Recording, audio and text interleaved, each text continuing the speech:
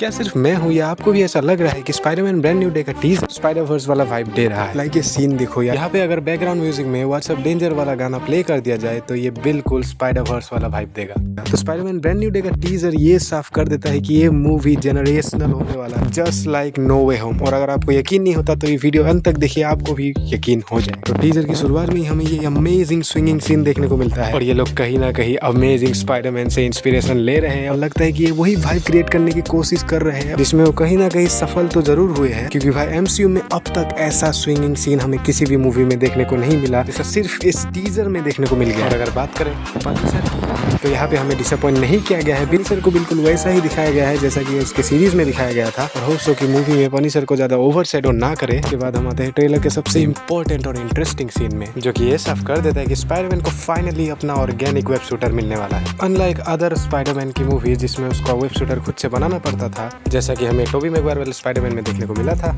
और हाँ, एंड्रयू वाला स्पाइडरमैन काफी ज्यादा जलने वाला है क्योंकि अब वही रह गया है जिसके पास ऑर्गेनिक वेब नहीं है। और ये सीन इंपॉर्टेंट इसलिए बन जाता है क्योंकि यही वो रीजन बनेगा जो आगे जाके पीटर पार्कर को ब्रूस बैनर के पास लेके जाएगा। जैसा कि हमें टीजर में देखने को मिला कि पीटर पार्कर की बॉडी में कुछ बायोलॉजिकल चेंजेस आ रहे हैं, एक तरीके का म्यूटेशन हो रहा है, जिसकी वजह से उसके पास ऑर्गेनिक वेब प्रोड्यूस करने का पावर आ चुका है। लेकिन साथ ही साथ शायद बहुत सारे नेगेटिव चेंजेस भी उसको देखने को मिला, जिसकी वजह से वो ब्रूस बैनर के पास हेल्प मांगने चला गया होगा। लाइक भाई कभी कुछ तो खुद से कर लिया करो। एनीवेज, होप्स हो कि उसकी वजह से इस बार कोई बड़ा कांड ना हो जाए क्योंकि ये बेचारा ऑलरेडी डिप्रेस्ड है। और इसके बाद अगर लव स्टोरी वाले एंगल में तो हाँ, इसकी फटी पड़ी है क्योंकि यहाँ पे हमें देखने को मिला है कि एमजे इसको पूरी तरीके से भूल चुका है। कोई भी लव वाला पावर नहीं है जो उसको याद दिला रहा है। पीटर वापस से उनको याद दिलाने की कोशिश तो जरूर करेगा मूवी में और मोस्ट प्रोबेबली सक्सेसफुल भी हो जाएगा इसमें। इसके बाद आ जाए विलन्स पे तो हमें स्कॉर्पियन फाइनली देखने को मिल जाएगा होम कमिंग के बाद। इस सीन के बाद 14 मूवीज और 11 शोज आ गया है और ये भाई अब जेल से निकला है। भाई तो क्या ही कर लेगा। एनीवेज, अब आ जाते हैं इस पॉइंट पे कि क्यों ये मूवी जनरेशनल होने वाला है, क्योंकि हाँ ऑफ कोर्स ये मूवी नो वे होम जैसा हाइप कैरी नहीं कर रहा है और शायद ये नो वे होम लेवल अचीवमेंट को भी छू पाएगा। लेकिन ये बात ध्यान देने वाली है कि बीइंग एंड्रयू गारफील्ड वाला स्पाइडरमैन, ये बात मैं एडमिट करता हूँ और आप भी कहीं ना कहीं करते होंगे कि टॉम हॉलैंड वाला स्पाइडरमैन सिंगल हैंडेडली इस जनरेशन के स्पाइडरमैन फैंस को कैरी कर रहा है। और जिस तरीके से हमें इसका कैरेक्टर डेवलपमेंट देखने को मिला है वो और किसी स्पाइडरमैन का हमें देखने को नहीं मिला।